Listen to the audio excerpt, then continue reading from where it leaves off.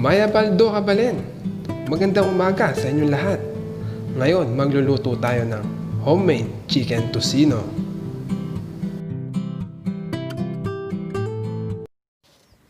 Gagamit tayo rito ng thigh at breast part ng manok at ipaboneless natin ang mga ito. Ito kasi yung malaman na parte ng manok.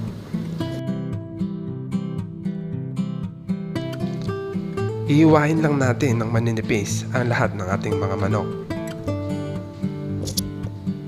Paalala lang, konting ingat lang sa paghihiwa. Isusulat ko sa description below ang tamang sukat ng bawat sangkap.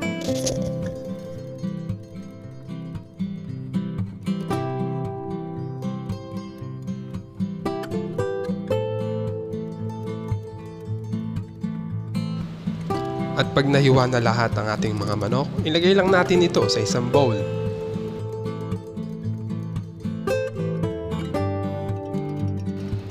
Tapos maglalagay tayo dito ng asin.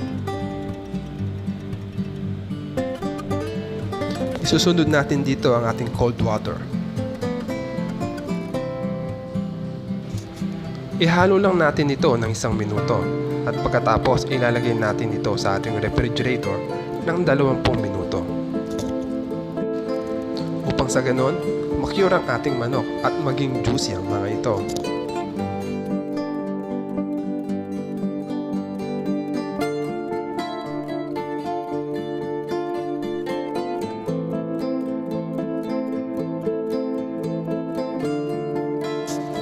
After 20 minutes of curing, ilalagay na natin dito ang iba pang mga sangkap.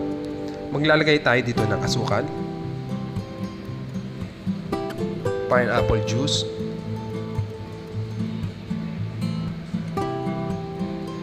MSG.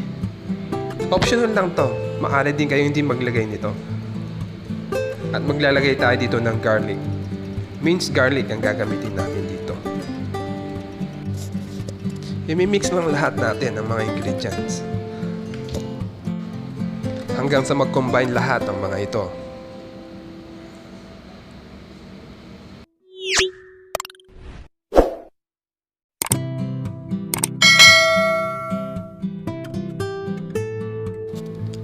Maglalagay tayo dito ng anato powder. Ito yung magsisilbing pampakulay sa ating tocino. Nasa sa inyo na kung gaano karaming anato powder ang ilalagay ninyo. Ngayon ihalo natin ito hanggang sa ma-dissolve ang ating anato powder.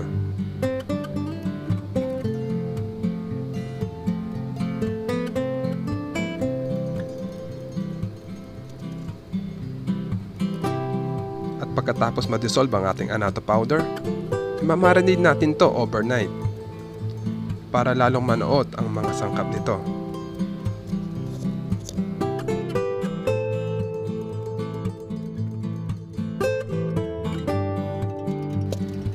At pagkatapos ng overnight na marination, ito na ang magiging itsura ng ating tocino. Ngayon, ready na ito for frying.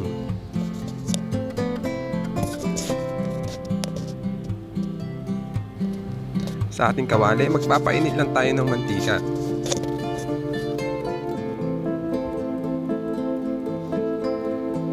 At pag mainit na ito, ipipirito natin dito ang ating tocino. Iluluto natin ito sa mahinang apoy. Iluluto natin ito hanggang sa maging golden brown ang bawat side nito.